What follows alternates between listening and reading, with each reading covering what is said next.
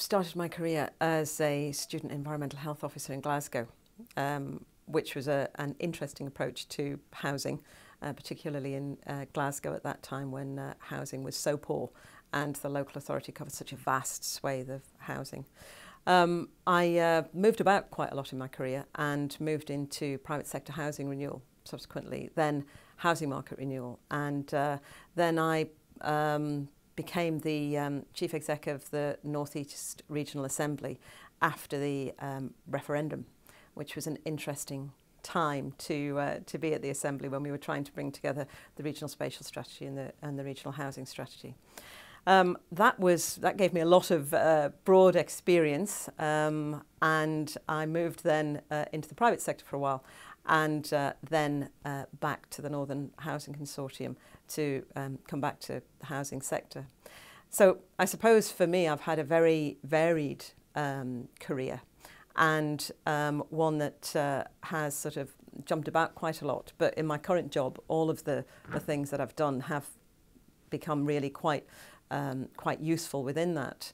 The North is different, but it's not an homogenous area in the North. There are various different things within it. I think it's really difficult for a government and a power base based in the South East and in that bubble of policies and socialising in the South East to recognise the differences that we have in the North. It's important for housing professionals generally to reinforce those messages about it being different in the North, not to say to government necessarily we need more money, but to say we need more sensitisation of policy. One of the things we do is we provide briefings for our members around what's happening in Parliament and their issues locally, so that they can help to identify particular issues for them and reflect that back to their local MPs, and a number of our members do that.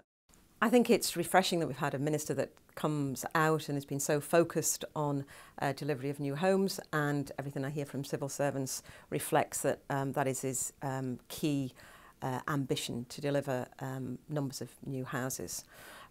Since then we haven't heard a lot, and I expect that he's working away at that ambition, and I look forward to seeing the results of his activity and his work in that area. But I suppose what I would like to see more than anything from this minister, that he does engage, that he does understand the issues that we have, and you would expect me to say this, but particularly in the North, and that he also champions the sector with other organisations and other departments as well, so that he's able to put a nuanced and considered argument to DWP around some of the issues we've seen, and the long-term impacts of some of the cuts to welfare benefits and how they'll impact on communities in the future. Advice that I would give to young female leaders is to be bold and to be confident. I think that's a really hard thing often for a young woman. I think you're almost socialised into waiting to be asked.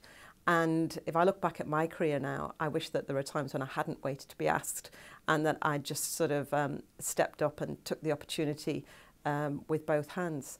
And that's certainly sort of advice I would give to young people looking to make their way now. And I think as well as that, I think developing strong networks around you that can help support you in your career is very, very important. And asking for mentors, asking people if they will be your mentor if you've got any kind of person that you think has done well in their career. Ask them. They'll be absolutely delighted, I'm sure, to be able to help support and mentor you as your career progresses.